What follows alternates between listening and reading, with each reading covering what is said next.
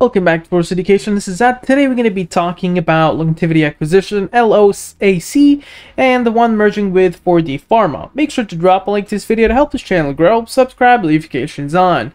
So let's jump right into this one here. So longevity acquisition, there's nothing much to really know about, other than they are actually a blank check company that is incorporated in the British Virgin Islands on March 9th, 2018. The company was formed in the purpose of acquiring or engaging in a share exchange, share reconstruction, and amalgamations with purchasing all or substantially all of the assets of a different company.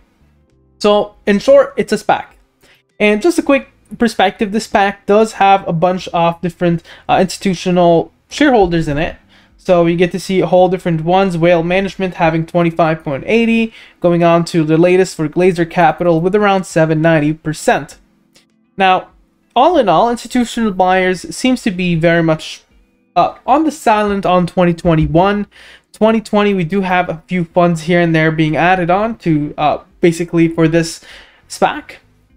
The next thing here is basically the date of the merger. It's currently anticipated that the effective time of the merger will occur during the first quarter of 2020, but neither 4D Pharma nor Longevity can guarantee when or if the merger will be completed.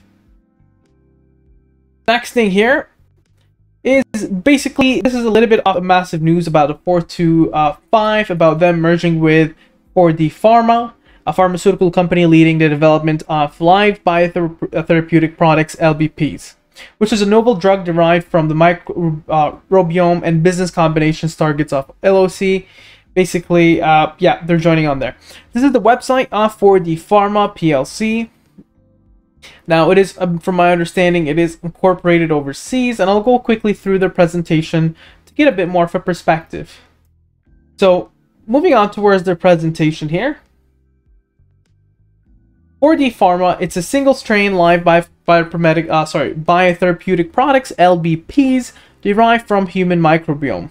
World's leading research for micro-RX, leveraging functionality of single strain of bacteria, novel mechanism of action beyond traditional drug approaches, taking the microbiome beyond GL. So some of this here is basically they do have a few products in phase 2. For instance, their MRX0518, and this one here is the mechanism TLR agonism with the partner MSD. That is in phase 2. We got a few of them in as well going to phase 3, for instance, the gastrointestinal Blatox product. And you got basically different pipelines with different possible PRs happening soon. Now, the next thing here is for the preclinical finding for MRX0518, the mechanism determined by that one is in vitro and in vivo and now in the clinic. And basically the data package is that the mechanism of action, LBP biological activity, clinical efficiency or efficacy in area of high unmet need, and single agent or in combination. There's different basically product information, or sorry, research information here that we can go around with, but in general, the rationale for the clinical trial for the MRX0518 is to investigate single agent immune stimulatory activity of MRX0518, and it confirms that the signals seen preclinically identifies immunostimulatory signal to inform clinical development of the strategy. So that is basically a little bit of what the test is being done. Now, monotherapy is being happening on orally twice daily for 2 to 4 weeks. Now, we basically see a bunch of different statistical information that basically shows a bit of good relevance in it. The P here is lower than 0.05, which is statistically significant in statistics fields. Now, there's still the part B of the placebo-controlled cohorts, which is to increase the strength of signals in a variety of tumor types to be compared to micro-RX or MRX0518. And then the clinical trial number 2 here. This one here is to demonstrate the clinical benefits in the combination with an immune checkpoint inhibitor, ICI, in ICI refractory patients, and predefined clinical benefit threshold for success to support further investigations of greater than 10%.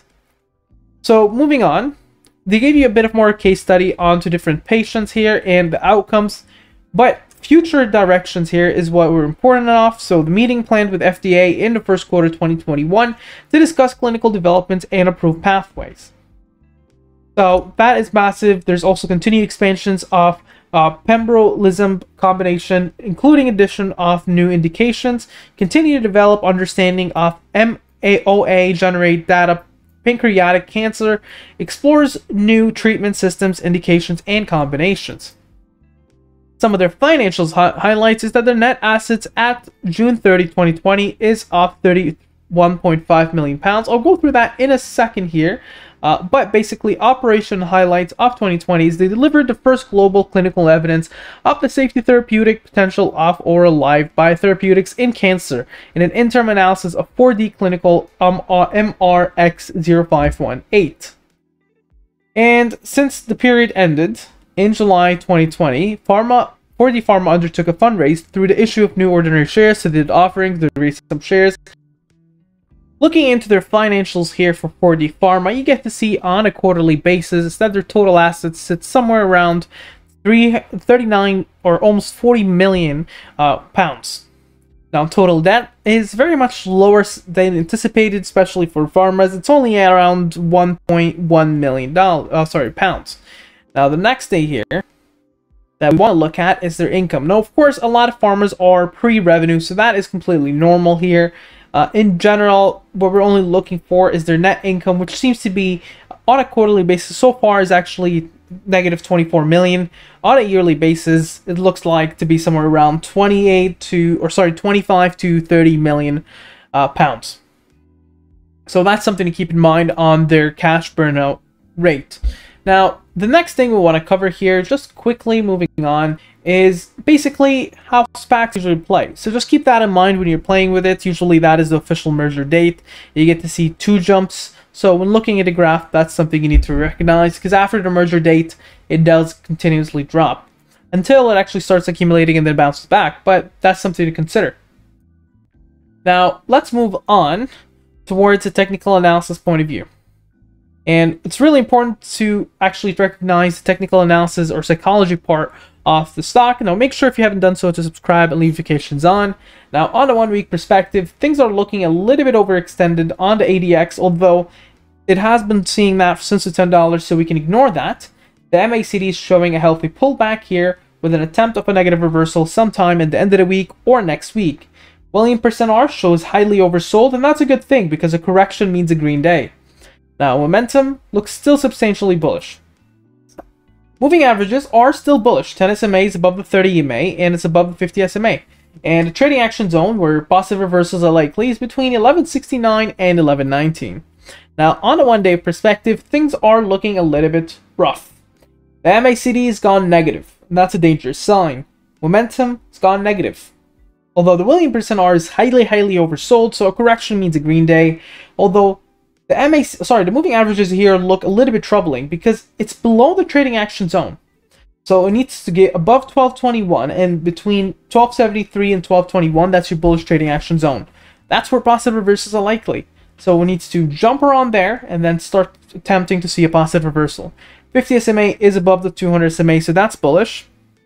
But the rest, you can get to see it starts looking a bit bearish. Now, on a 2 hour perspective, things aren't looking better. MACD's gone quite negative, moving averages are all bearish, and the rest is just sloppy. Now, the moving average band, it's expected for this one to trade 1392 in the top, in the middle, 1266, and in the bottom, 1139. So you can expect for it to oscillate around that level.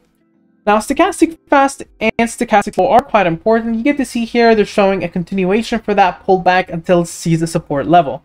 And for that, we need to look into the Fibonacci retracements and Fibonacci supports to determine where those support levels are.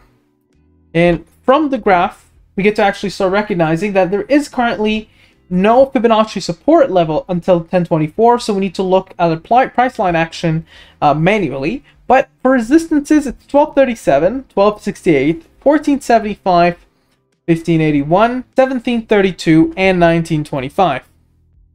Now, moving on towards determining basically significant price line actions for these ones, we need to look a little bit, let's say, at a 3 months, 1 day perspective.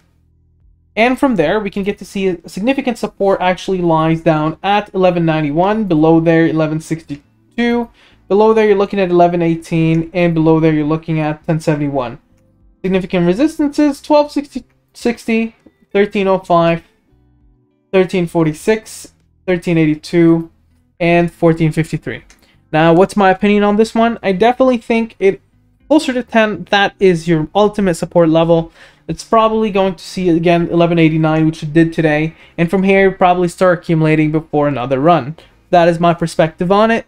We do have a merger date, so you can expect maybe a bit more action towards there, and things are looking a little bit on the side of a pullback temporarily and then accumulation before a runoff. What do you think about this ticker? Make sure to mention down in the comments below. Share, subscribe, and like. Have a wonderful day.